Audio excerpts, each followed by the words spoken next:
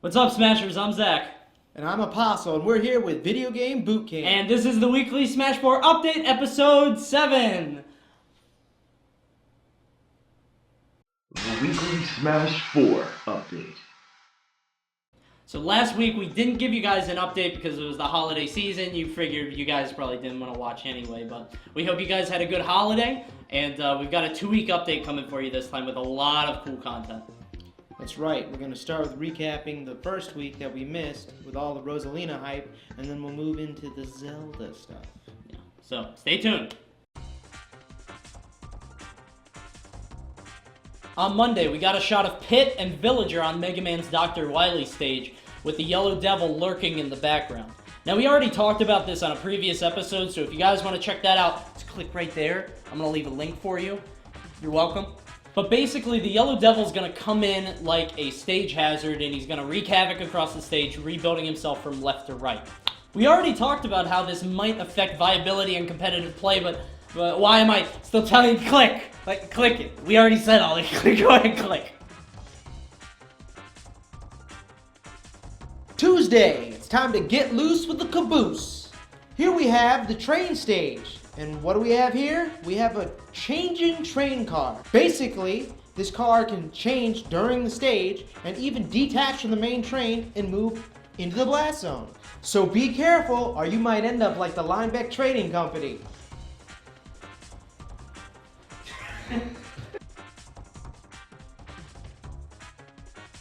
On Wednesday, Peach has her special move, Link has his special move. Who cares? Rosalina's in the game. So we got a character trailer for the newest fighter to be joining Smash 4, Rosalina. Her fighting style looks a little strange, something kind of akin to Ice Climbers or Olimar in that you're going to have a puppet that you can control. In a clip, you actually see Donkey Kong pick up Rosalina and put her in the cargo throw position, and Luma hits him out of it.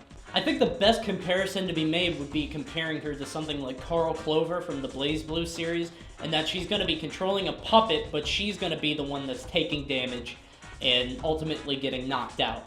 We've already seen that grabbing Rosalina can actually be a really risky proposition, so if Ice Climbers are kind of the same as they were in Melee and Brawl, well, we just found a really good counter for that. Although we can't really say that we were surprised that Rosalina was in the game, we're still really excited to see how she's going to function and how this unique playstyle is going to fit into the Smash world. Thursday, here we get to see Rosalina in action. In the pick of the day, Sakurai is quoted as saying, Rosalina and Luma can be right by each other or set farther apart. They're both controlled by the player, so a smash attack can be done from far off. Remote control all the way. What that seems to be referring to is the similar character in the Smash series, Ice Climber. Since he states that you have control all the way when it comes to Luma, it must be a reference to how Nana would often act on her own because she had built-in AI.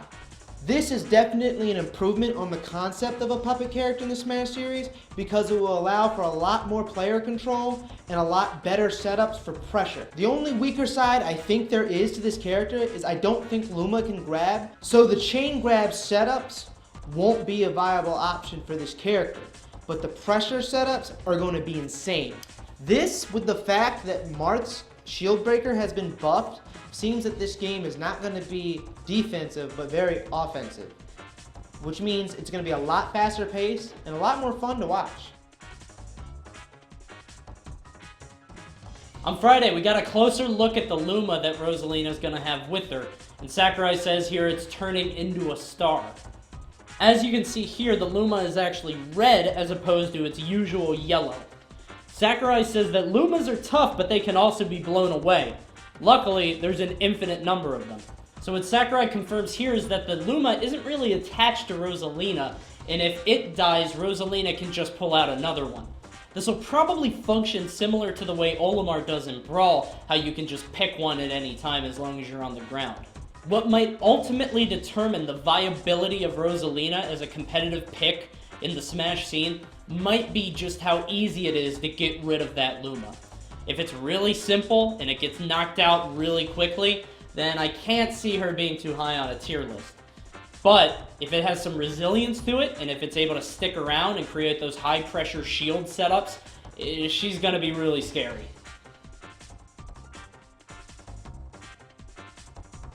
Monday, again!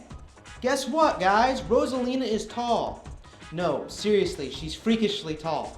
Sakurai is quoted as saying, Rosalina's got height. She is seriously tall. However, she boasts an anti-gravity effect, so she is very light. Two things are important about this update. She's light, and she boasts an anti-gravitational effect. This means she's probably floaty. This combined with the fact that she's a bigger character doesn't bode well for her. Even though her floatiness will make her harder to combo, her size will make her easier to hit. So continuously adding percentage onto her to get her to those percentages that she needs to be killed will not be a difficult task. All in all, this day's update does not bode well for Rosalina.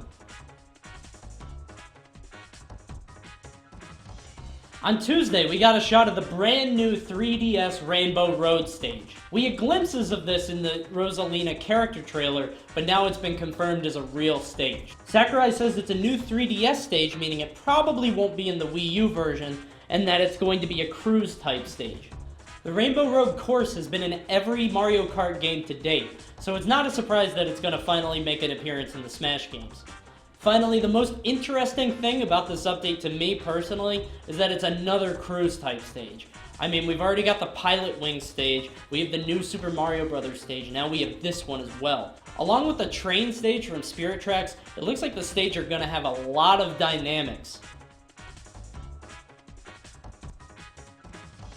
It's Wednesday, but it's also Christmas. And what did we get underneath our tree? Yellow characters. Here we see Pikachu and Luma endlessly watching as Staffy hogs all of your attention. As an assist trophy in the previous game, he seems to be reappearing in the exact same capacity.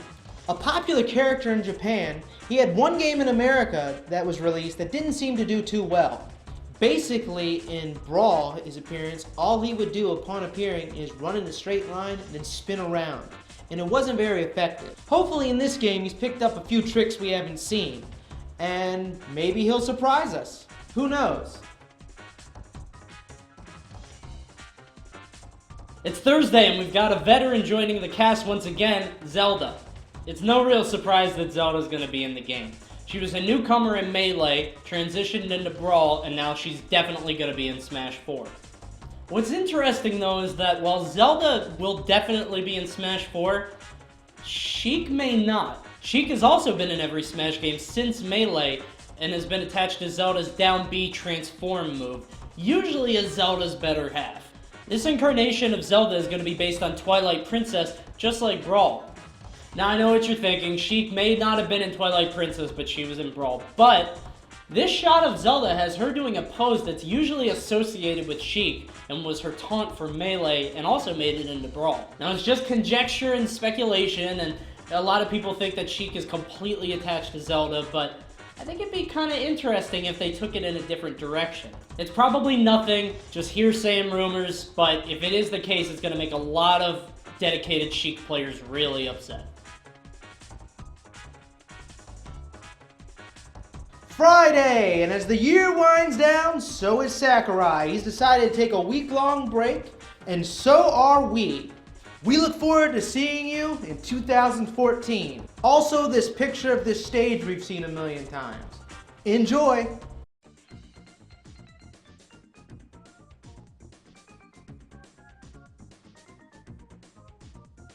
Killjoy371 says Banjo-Kazooie is a playable character. Nintendo really needs to buy Rareware. I picked this answer because I wore the shirt last week. I love Banjo-Kazooie. I've always loved the series. I hated Nuts and Bolts. And I would love to see them in the game somehow, some way. I don't think it'll happen. Apparently, Rare's contract is running out with Microsoft, so maybe it'll happen. But I'm hoping. I'm crossing my fingers for it. If he makes it in, I want to see Conker in there too. Oh God. Big rose as this trophy. There's a sunflower. Whatever, I just knew it was a flower's boob. Super Patch says, I would love to see some Bomberman love. Alright, once again, this is a Nintendo franchise, but this is someone I actually want to see in the game as well. I would really like to see Bomberman, even though this may sound really awkward. I would like to see a gameplay developed around him having bombs everywhere and being able to look like a bomb and just messing with people. I think it'd be probably a bad character, but it'd be one of those people that you were just ashamed when you lost to him. And I think that would be hilarious. I mean, he would have to have like the hoppy thing, the rabbit or the kangaroo, whatever that thing is. You know what I'm talking about? Oh yeah, he'd kick his bombs, throw them everywhere. Yeah! The longer they're out, the more powerful they are. That might be kind of cool. I don't know. Imagine a stage based on it. That sounds awful. Sexy Nosepass says, I want to see the Wonderful 101 in Smash. That would really make sense. Wonderful 101 is Nintendo's newest IP. It was developed for the Wii U. It was kind of almost a launch title. I don't think it was a launch title, but it's one of the Wii U's killer apps. So I would be really surprised if it wasn't in the game in some capacity. Probably like an assist trophy where they swarm all over you or something. But it's probably going to be in there. I would say the one thing the Smash series is missing is the lovable charm of slightly racist characters. As 2013 draws to a close, we want to look back on some of the updates that have happened in the past year. We've been getting updates for half a year now, starting with Mega Man's arrival in the Smash series. I know we've had a really exciting past 2 weeks with the inclusion of Rosalina and Zelda, but I want you to think all the way back to Mega Man, Villager, and Wii Fit Trainer. Was it a character, a stage, an item? What was it that got you most excited for the new Smash 4 game? Answer the question in the comments below, and don't forget to like the video and subscribe to our channel. See y'all next year!